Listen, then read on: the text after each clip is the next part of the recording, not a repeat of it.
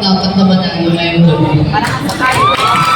Maraming salamat sa inyong napakagandang katawan, Mr. Indudul. Dahil kagaya niyo po, ako po ay tumatayo sa aking paanak. Kahit alam ko, ako po ang pinakabata sa aming lahat ng kandidata. Naniniwala ako na sa akin po ang talento at inaharap niyong karakteran upang may pakita ko na karapat-dapat ako na bigyan ng corona sa gabi nito.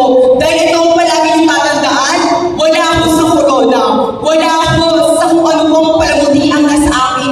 Mga sinasabi, kundi kung paano po kabusilang ang puso. Kagaya po ni Miss Erlyn Budol na ginawa ng po niya ang kanyang pulpong musike upang mamaaw sa hirap ng buhay. At ang koronang ito ang siyang magwawagi at magbibigay sa aking kampiyon upang nakalimbina. BN. Never stop. Becky Magkaisa naman 2024. Maraming salamat.